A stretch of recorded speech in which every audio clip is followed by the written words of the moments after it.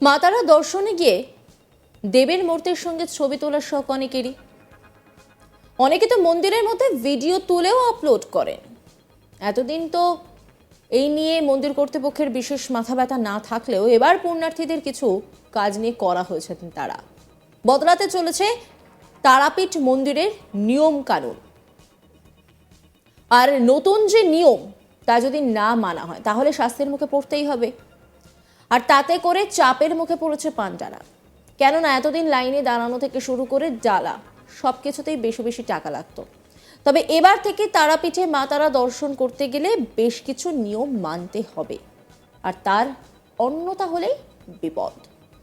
পৌষ মাস পড়তেই ছুটির দিন দেখে হাজার হাজার মানুষ এদিক ওদিক যেদিকেই পাচ্ছেন বেড়াতে যাচ্ছে। সে পার্ক হোক বা পাহাড়, সমুদ্র কিংবা মন্দির, সুযোগ পেলেই যাচ্ছেন ঘুরতে। আর যাচ্ছেন তো ঠিক আছে, কিন্তু সেখানে গিয়ে সব থেকে বেশি যেটা চোখে পড়ে সেটা হলো সেলফি তোলার ধুম। আজকাল মন্দিরে গিয়েও দেবদেবীর সঙ্গে সেলফি তোলার ধুম দেখলে চোখ কপালে ওঠে। ছবি তোলার কত বহর। তবে মন্দিরে এই ছবি তুলতে গিয়ে সমস্যায় পড়তে হয় কর্তৃপক্ষকে। কেননা মন্দিরে যদি হাজার হাজার মানুষের ভিড় থাকে তার মধ্যে ছবি তুলতে গিয়ে সময় যায় অনেকটাই, আর তাতে করে সেই চাপ সামলাতে নাজেহাল হতে হয়। আর সেই সমস্ত দিক বিচার বিবেচনা করে মা তারা গর্ভগৃহে মোবাইল নিয়ে প্রবেশ নিষিদ্ধ। আর নেওয়া যাবে না মা তারার সঙ্গে সেলফি। মা তারার মন্দিরে এসে মায়ের পুজো দেওয়ার পর স্মৃতিকে ফ্রেমবন্দি করতে চান অনেকেই। তবে 18 ডিসেম্বর থেকে সেই ইচ্ছা আর পূরণ হবে না দর্শনার্থীদের। তারাপীঠের তারামাতা সেবায়িত সংঘ এবং মন্দির কমিটির তরফ থেকে একটি নির্দেশিকা জারি করা হয়েছে। সেখানে জানানো হয়েছে মা তারার গর্ভগৃহে ছবি তোলা এবং মায়ের সঙ্গে সেলফি তোলা সম্পূর্ণভাবে নিষিদ্ধ। এছাড়াও কোনো সহকারী পূজারী ও দর্শনার্থীরা স্মার্টফোন নিয়ে মন্দির চত্বরে প্রবেশ করতে পারবে না।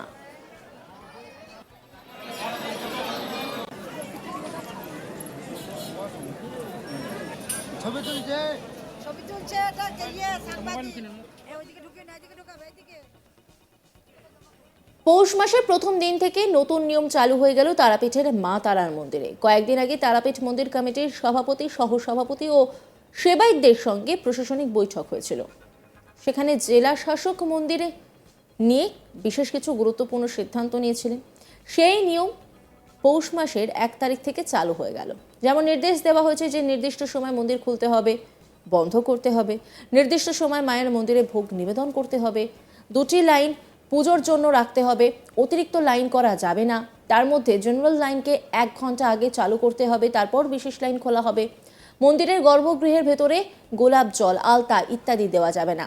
মায়ের চরণ স্পর্শ করা গেলেও মাকে জড়িয়ে ধরা যাবে না। আরও কিছু নিয়ম চালু করা হয়েছে।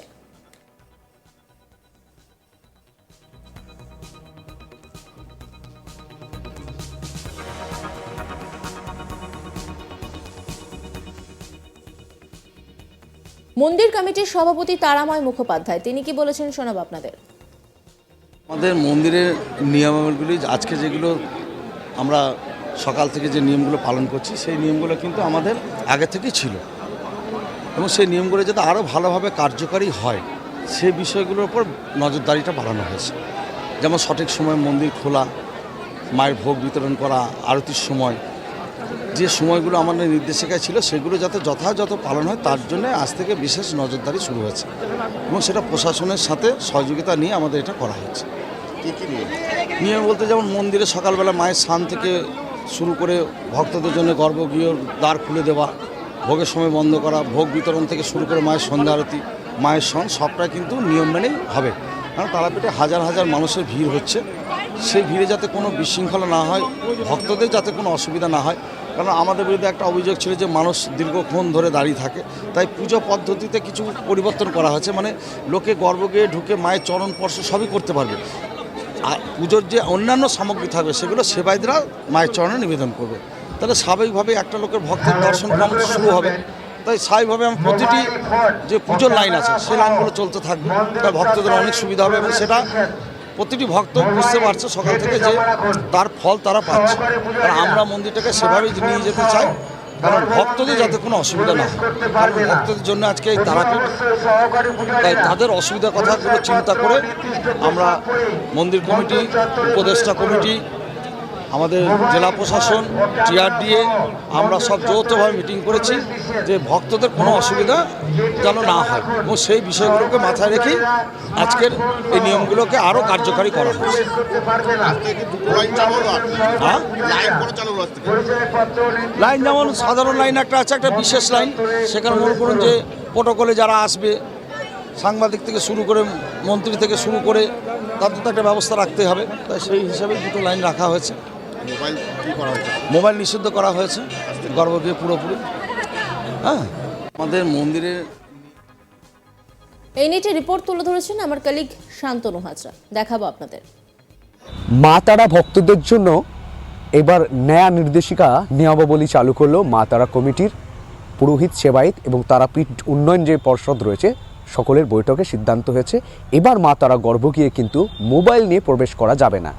একই সঙ্গে মোবাইল কিন্তু কাউন্টারে জমা দিয়ে যেতে হবে এবং মা তারা মন্দির থেকে বেরিয়ে এসে কিন্তু সেই মোবাইল দর্শকেরা, আগত ভক্তবৃন্দরা ফেরত নেবেন। এইভাবেই কিন্তু চলবে। একই সঙ্গে জানানো যাচ্ছে যে জেনারেল লাইন, সেই জেনারেল লাইন কিন্তু অনেক আগে খুলে দেওয়া হবে।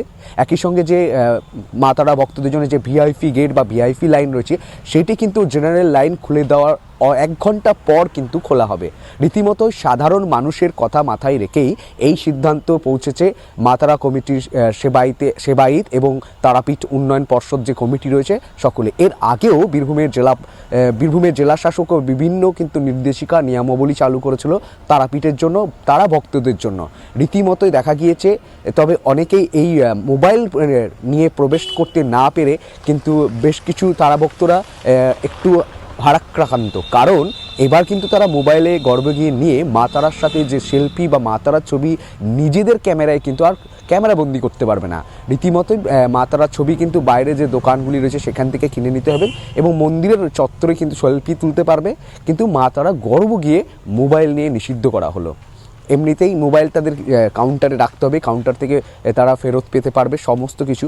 তবে কি একাংশ বা তারা ভক্তদের একাংশ জানাচ্ছেন যে তারা কিন্তু এই মুহূর্তে গর্ভগৃহে মোবাইল নিয়ে প্রবেশ করতে পারবে না, তার জন্য তারা কিন্তু অল্প হলেও ভারাক্রান্ত। যতদিন যাচ্ছে ততই তারাপীঠ চত্বরে দর্শনার্থীদের ভিড় বাড়ছে, সেই সঙ্গে বাড়ছে সেলফি তোলার হিড়িক। দর্শনার্থীদের যাতে লাইন দিয়ে পুজো দিতে সময় কম লাগে তার জন্য কিছু নতুন নিয়ম জারি করা হয়েছে।